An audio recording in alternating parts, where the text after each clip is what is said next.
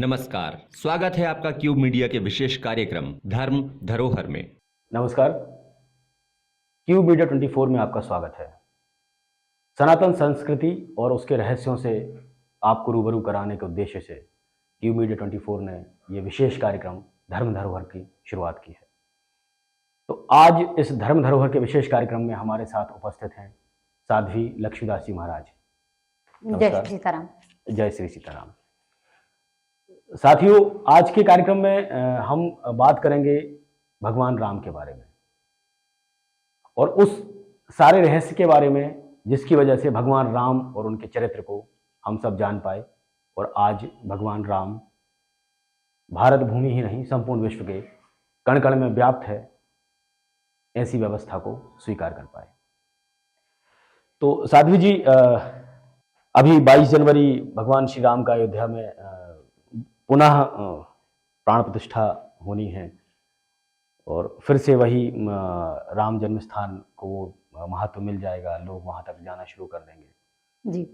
लेकिन एक बात ऑलमोस्ट शायद सभी के मन में आती होगी, मेरे तो आती ही है और कल हम चर्चा भी इस विषय पे कर रहे थे। भगवान राम एक ऐसी शख्सियत, एक ऐसा तेज, एक ऐसा परमात्मा का स्वरूप जो अद्वितीय है, अद्भुत है। बिल्कुल।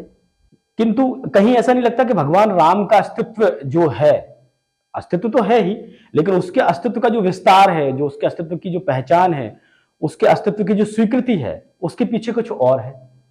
आपके क्यूब मीडिया 24 चैनल के सारे दर्शकों को मेरा जय सीताराम।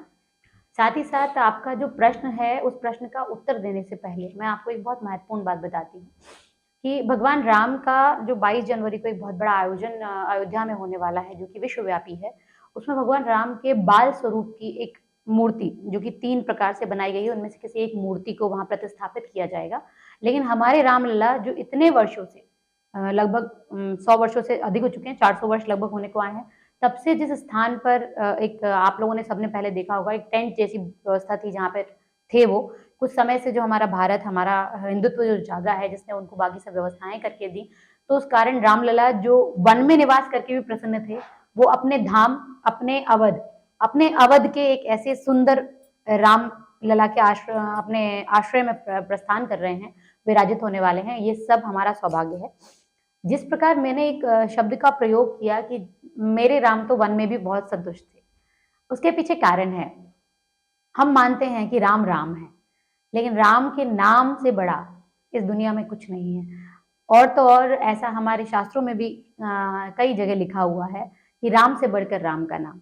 तो राम का नाम जिसको आज स्मरण करने से लोगों के बिगड़े काम बन जाते हैं, लोगों की मनोकामनाएं पूरी हो जाती हैं, लोगों के मन में आई हुई इच्छाओं को आधार मिलने लगता है, उन्हें सद्मार्ग के लिए प्रेरणा मिलती है। ये सारा कुछ जो चमत्कार है, ये राम नाम का है। लेकिन कहते हैं ना, एक व्यक्ति जब प्रारब्ध शुरू करता है, अपने जीवन की क्रियाओं को शुरू करता है, तब से लेके अंत तक उसका एक उद्देश्य निहित है। आप और हमने भी जब इस मनुष्य जीवन पे जन्म लिया है, तो हमारा अंतिम समय, अंतकाल भी पूर्व निर्धारित है। इसी प्रकार जब नारायण ने मर्यादा पुरुषोत्तम श्री राम के स्वरूप में इस धरा पर जब अवतरित हुए वो जब आए, तो उनके आने से लेके उनके अपने जीवन को आगे बढ़ाने तक का हर उस उद्देश्य से वो निहित थे कि उनको आगे आने वाले समय में क्या करना है। लेकिन फिर भी कहते हैं कि जैसे गुरु से बड़ा ज्ञान कोई नहीं दे सकता, इसी प्रकार एक मनुष्य जीवन में जो नारायण ने भी लिया है, जो नारायण कभी लक्ष्मी के बिना एक क्षण नहीं रहते। आप विचार कीजिए, उन्होंने अपनी ही पत्नी के साथ इतना वर्ष कैसे कष्टमय व्यवस्था में वनवास में गुजारा। उसके बाद उन्हें अपनी पत्नी को त्यागना पड़ा। क्यों? क्योंकि व्यवस्थाएं ऐसी थी, उन्हें ये पता था, उन्हें ज्ञात था कि मुझे अपनी पत्नी के बिना मेरी पत्नी का हरण होना है, जिसके कारण रावण की मुक्ति निश्चित है, रावण को उसी के कारण मेरे श्री चरणों में स्थान मिलेगा। लेकिन अपने आप को मर्यादा में रखते हुए एक मर्यादा पुरुषोत्तम बनने की जो कहानी है, वो अगर मैं स्पष्ट कहूँ तो राम की बीती राम ही जाने, राम के सिवा ऐसे कोई ना जाने। ठीक बात। लेकिन आधार माने कोई या ना माने, लेकिन हर तरह से जिस प्रकार आज शक्ति के बिना हमारे शिव कहते हैं कि वो शव है, उसी प्रकार राम जो है वो सीता के बिना राम भी नहीं है। तो इसका मतलब हम यूं कह लें कि अगर माँ सीता नहीं होती तो राम का जो अस्तित्व आज जग जाहिर है वो शायद कहीं विलुप्त होता या बहुत कम होता। सीता जी के आने के पीछे कारण यही है। आप जी। देखिए, सीता अवतरित हुई हैं, जी लेकिन किसी के गर्भ से नहीं, जी क्योंकि वो शक्ति जी। हैं और शक्ति के पास इस चीज के बहुत सारे प्रमाण हैं कि उनका अवतरण निश्चित या निर्धारित नहीं है। जी साथ ही साथ अगर आप देखेंगे तो सीता के होने के कारण ही भगवान राम ने उन्हें जब पहली झलक देखा, पहली बार उनकी और उनकी जब दृष्टि मिलान हुआ, तो राम ने मन ही मन में उनको अपनी जीवन संगिनी मान लिया। इसीलिए उनके आग्रह पर जब उन्हें उनके गुरुदेव भगवान जनक ले गए, जब स्वयंवर में पहुंचे, क्यों कोई और राजा जो कि और भी बहुत सारे महाबलशाली थे, लेकिन वो लोगों ने स्वयंवर का धनुष नहीं तोड़ पाया। भगवान शिव का धनुष था, हम मानते हैं नारायण शिव के आराध्य हैं और शिव नारायण के आराध्य हैं, लेकिन फिर भी उस जगह तो बहुत सारे लोग थे, स्वाभाविक था ये चीज। अच्छा, इसमें धनुष तोड़ना उद्देश्य नहीं था ना, धनुष की प्रत्यंचा चढ़ाना उद्देश्य था। नहीं, वो परिस्थिति बस टूट गया। धनुष तोड़ना ही उद्देश्य था। वो तो प्रत्यंचा चढ़ाने में वो टूट गया क्योंकि वो बहुत पुराना था, लेकिन वो इसलिए नहीं टूटा, उसके पीछे बहुत बड़ा वैदिक कारण है। वैदिक कारण ये है कि क्योंकि शिव जी का धनुष था, और शिव, आपने कभी सुना होगा कि शिव ध्यान में बैठते हैं। शिव किसके ध्यान में बैठते हैं? शिव तो खुद ही आदि है, आदि अनादि है, उनके लिए तो कोई आराध्य हो नहीं सकता। परमेश्वर का कौन परमेश्वर? बिल्कुल, लेकिन नारायण को वो अपना आराध्य मानते हैं, और बिल्कुल यही स्थिति है भगवान विष्णु की। वो जब भी अपने नेत्र बंद करते हैं तो वो भी शिव की आराधना करते हैं, उनका ध्यान करते हैं। तो जिस प्रकार उन्होंने प्रणाम करके जब शिव की धनुष की प्रत्यंचा चढ़ाई और कहा कि प्रभु आपका आशीर्वाद मुझे प्राप्त हो और मैं इस उद्देश्य को पूरा कर जाऊं, तो वो शिव का धनुष टूटना मतलब उनकी सहमति थी। उन्होंने भगवान राम को उस समय अपनी सहमति देते हुए आशीर्वाद दिया कि आपने मुझसे आह्वान किया प्रभु, तो आपका कार्य सफल हो। इसीलिए वो शिव धनुष बीच में टूट गया। अच्छा, मतलब कहीं ना कहीं भगवान शिव की इच्छा थी कि वो धनुष टूटे, खंडित हो। बिल्कुल। और राम की जो शक्ति है, जो राम का जो प्रभुत्व है, उसको आगे बढ़े। बिल्कुल। अब जब सीता जी से उनका स्वयंवर हुआ, तो आप ये देखिए कि वैदेही ने एक बार इस बात को मन में विचारा कि ये मेरे पति होना चाहिए, और राम जी की कृपा से और शिव जी के आशीर्वाद से वो संभव हुआ। अब आप उसके बाद यदि आगे व्यवस्थाएं देखें, आगे की जो उनकी जीवन लीला हम जिसे कहते हैं, जो भगवान नारायण ने रची है, उसमें अगर सीता जी नहीं होती या सीता जी उनका साथ नहीं देती और वो वन में नहीं जाती, जिस प्रकार उनने एक पतिव्रता पत्नी होने का एक धर्म निभाया और उन्होंने राजपाट त्याग कर, जनक नंदिनी थी, उन्होंने कभी भी वन जंगल तो देखे नहीं थे, लेकिन फिर भी उन्होंने अपने पति का सहयोग करते हुए, पति को समर्थन देते हुए उनके साथ वन गमन को स्वीकृति दी। वलकल वस्त्र में एक वो महिला, एक वो नारी जिसने कभी भी अपने श्रृंगार में एक चीज की कमी न करी हो, तो अगर आज वो वलकल वस्त्र स्वीकार कर रही है तो उसके पीछे बहुत बड़ा कारण है उसका सत्यत्व। इसी कारण भगवान को मर्यादा में रहना पड़ा, क्योंकि कहते हैं ना, पत्नी का स्वभाव जैसा होता है, पति को उसी हिसाब से व्यवहार करना पड़ता है। मतलब हम यूं कह सकते हैं कि सीता माता का ये शक्ति थी, सीता माता का ये ओज था कि प्रभु राम मर्यादित रहे। बिल्कुल। दूसरी चीज, जब वो आगे बढ़े, और अगर हम आगे देखें तो रामायण में, वाल्मीकि रामायण में इसका पूर्णतः उल्लेख है कि सीता ने हर पथ पर, हर पग पर, हर समय, एक एक कदम पर श्री राम के कदमों पे ही कदम रख के अपना पूरा वनवास पूर्ण किया। जब वो वहां पहुंची तो उसके पीछे एक बहुत बड़ा कारण था। ब्राह्मण कुल का बालक, सबसे बड़ा विद्वान, उसके राक्षस कुल से संबंध होने के कारण जो विकृतियां थी, उनका जो प्रभाव था, उस कारण उसके विद्वान और ज्ञान होने के कारण भी उसकी मुक्ति संभव नहीं थी। तो जो कैलाशवासी शिव का अनन्य भक्त है, अगर उसकी मुक्ति का माध्यम नारायण बनते तो कैसे बनते। इसी कारण सीता, जो वैदेही जिन्हें हम भक्ति के स्वरूप में जानते हैं, तो भगवान राम ने ही ये निर्देशित किया था कि रावण जिस समय तुम्हारे पास भक्ति होगी उसी समय तुम्हारी मुक्ति होगी। इस कारण सीता हरण हुआ। अब सीता ना होती और यदि वो हरण नहीं करता तो भगवान राम कभी ना राम सेतु बनाते, ना वानर उनका सहयोग कर पाते, ना जामवंत अपनी शक्ति का अनुमान लगाते हुए हनुमान को उनकी शक्ति का स्मरण कराते। तो हमारे प्रभु राम के अनन्य भक्त और हमारे गुरु भाई हनुमान लला, जो अपनी शक्ति इस कारण भूल गए थे कि जब उन्होंने सूरज को निगला था तो किसी कारणवश उन्हें ये श्राप दिया गया था कि आप अपनी शक्ति का दुरुपयोग नहीं कर पाओगे। अगर दुरुपयोग नहीं करोगे तो कब नहीं करोगे, जब आप उसका स्मरण नहीं होगा। उसका स्मरण कराना कि ये सेतु, ये लंका तक पहुंचना, ये बांध पार करना, ये समुद्र पार करना आपके लिए बहुत छोटी सी बात है। ये सब कब संभव हुआ? जब सीता माता का हरण हुआ। अगर सीता ना होती तो किसका हरण होता? तो मतलब यूं कह सकते हैं कि जो राम जी के चरित्र को हम जान पाए या जनमानस तक राम जी का जो चरित्र पहुंचा, उसके पीछे जो मुख्य वजह है या जो मुख्य रहस्य है वो है सीता माता का होना। सीता माता नहीं होती तो सारे घटनाक्रम नहीं होते। अगर हम इसको क्रमबद्ध करें, लाइक कि कहाँ से शुरुआत होती है, तो सीता माता नहीं होती तो ऐसा क्या क्या है जो नहीं होता? सीता ना होती तो राम का स्वयंवर ना होता। ठीक बात है। सीता ना होती तो जनक नंदिनी वन गमन के लिए नहीं जाती। जी। सीता ना होती तो राम को पतिव्रता पत्नी नहीं मिलती, जो जीवन संगनी के स्वरूप में उन्होंने एक उदाहरण दिया है। सीता ना होती तो सीता हरण कैसे होता? सीता ना होती तो जामवंत अपनी शक्ति का अनुमान कैसे करते? सीता ना होती तो सुग्रीव से मित्रता कैसे होती? सीता ना होती तो शबरी के बेर कौन खाता?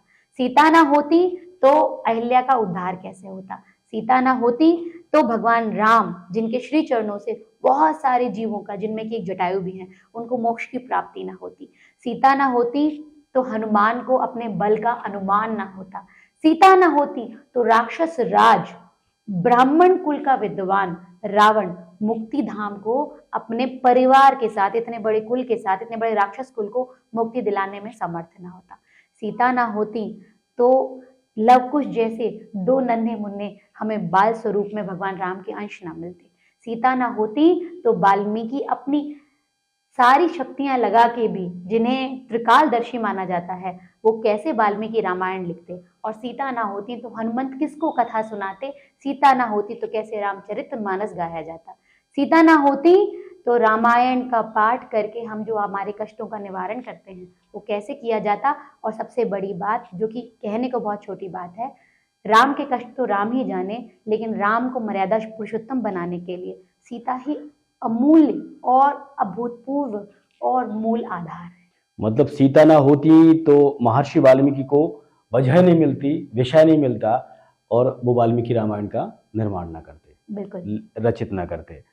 सीता माता जहाँ पहली बार प्रभु के दर्शन हुए उनको, उस वाटिका में जहाँ पर फूल चुनने पुष्प वाटिका में, जहाँ प्रभु भी फूल चुनने गए थे और सीता माता भी आई थी, तो वहां के बाद से प्रभु श्री राम का चरित्र जनमानस में गाया जाने लायक बनना शुरू हुआ। बिल्कुल। मर्यादा पुरुषोत्तम के प्रभु ने एक पत्नी व्रत धारण किया माता को स्वीकार करने के बाद में।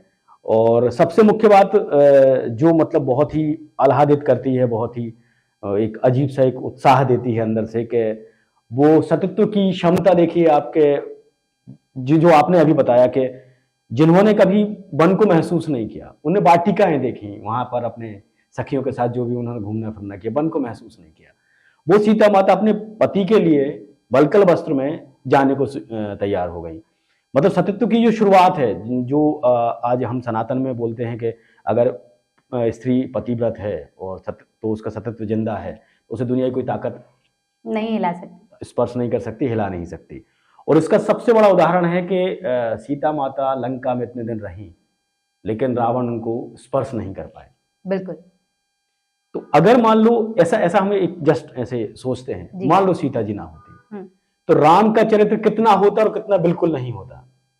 राम जी को जब राज तिलक के लिए कह दिया गया था, तो वहां राज तिलक हो जाता और रामायण वहां खत्म हो जाती। तो सीता माता के होने से राज तिलक ना होने का क्या?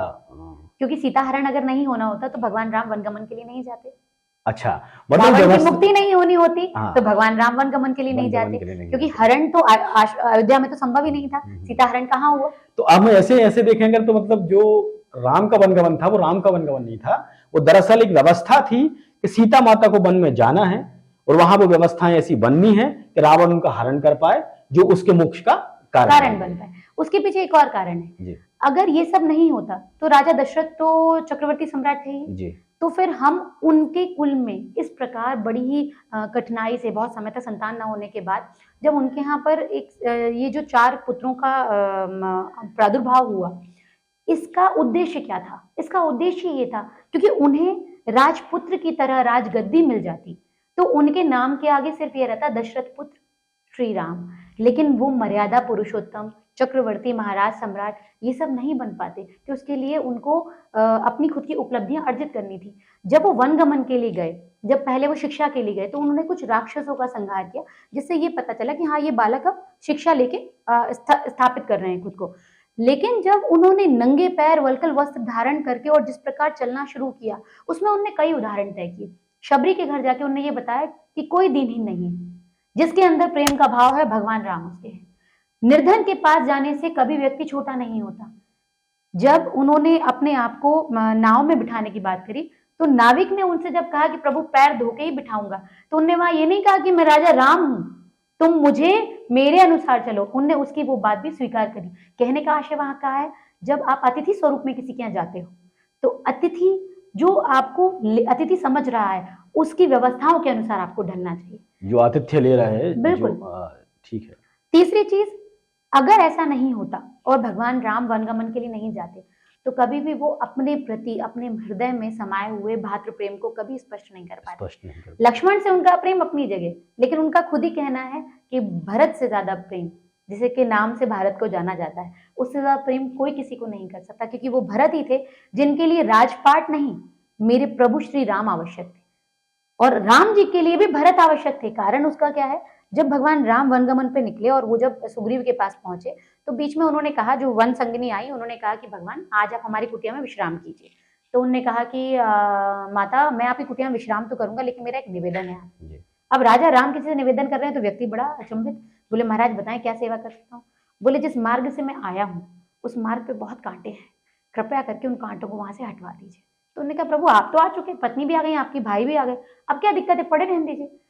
बोले बात सिर्फ बहुत छोटी सी है, मेरा अनन्य प्रिय भक्त मेरा भाई भरत जब मुझे खोजते हुए इसी मार्ग पे आएगा और गलती से अगर उसे भी कांटा चुभ गया तो उसे कष्ट होगा। तो उन्होंने कहा कि इतना आप तो कहते हैं भरत बलशाली है, उसके सामने 100 वीरों की शक्ति कम है। तो उन्होंने कहा बलशाली तो बहुत है, लेकिन उसे इस बात का दुख होगा कि इस रास्ते पे चल के इस राह पर मेरे प्रभु को, मेरे भाई को इन कांटों से कितनी चुभन हुई होगी। बोले वो जो हृदय में उसके जो घात होगा, जो तकलीफ होगी, जो पीड़ा होगी, उसको मैं सहन नहीं कर पाऊंगा, बस इसीलिए आप वो कांटे वहां से हटा दीजिए। तो ये जो भाई के लिए प्रेम है ये कभी नहीं उमड़ता, क्योंकि अगर भरत राम लक्ष्मण ये सब राजमहल में ही रहते तो कब इन सबका आपस का ये संबंध किसी को पता चलता कि आज भाइयों की एकता से बड़ी, परिवार की एकता से बड़ा कुछ भी नहीं है। ये बहुत बड़ा उदाहरण है। कहीं ना कहीं ये कहानी, ये कथा, प्रभु का ये चरित्र मार्मिक वहीं से हो जाता है जहाँ सीता माता वन जाने के लिए उनके साथ प्रस्थान करती हैं।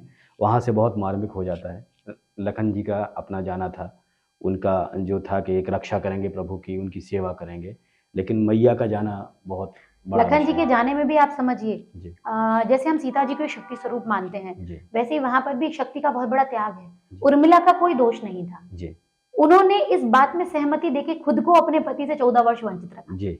इसी के साथ यदि अब बात करें माता केकई की, तो शक्ति का एक वो स्वरूप भी बहुत ही स्ट्रांग है, बहुत ही मजबूत है, क्योंकि कहीं पे भी आप देखो कोई भी माँ अपने हृदय के लाल को कैसे किसी भी चीज के लिए बोल देगी, नहीं संभव। लेकिन उन्हें ये ज्ञान हुआ कि मेरा बेटा तो ठीक है, लेकिन राम से ज्यादा अनन्य प्रिय मेरे लिए कोई नहीं। लोग आज केकई को बहुत गलत व्यवस्था में, गलत चारित्रिक रूप से उसका निर्वहन करते हैं। कोई माँ अपने बच्चे के लिए गलत व्यवहार करती है तो कहते हैं वो केकई है। ऐसा नहीं है, केकई से ज्यादा प्रेम राम को आज तक किसी ने किया ही नहीं।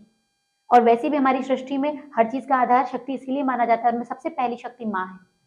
केकई का ये विचार आया कि अगर कल इसे राजतिलक हो गया तो राम तो राजपुत्र होकर राजतिलक प्राप्ति करके यहाँ रह जाएगा, फिर मेरे बेटे को लोग जानेंगे कैसे, फिर मेरे बेटे के जीवन का होगा क्या, इसलिए तो उद्देश्य निहित रह गया। बहुत सही। तो उद्देश्य जिसका उद्देश्यहीन रह जाए तो उसने अपने जीवन को पूर्ण नहीं किया। इसीलिए माता केकई ने अपने हृदय पे पत्थर रखकर ये बात को विवरण देते हुए कहा कि तुम्हें मेरे वर के अनुसार, जो मैंने वर मांगे हैं दशरथ जी से, उनके अनुसार तुम्हें जाना पड़ेगा। और राम जी ने जब ये चीज के लिए कहा और लक्ष्मण जी ने जब उनको ये बताया कि भगवान आप अब राजा हो, कल आप राजा बनने वाले हो, आपके पास पूरे अधिकार हैं, दशरथ जी ने स्वयं कहा कि मुझे तुम जेल में डलवा दो, बट तुम वनगमन को मत जाओ। तो उन्होंने खुद कहा मैं किससे बैर करूं।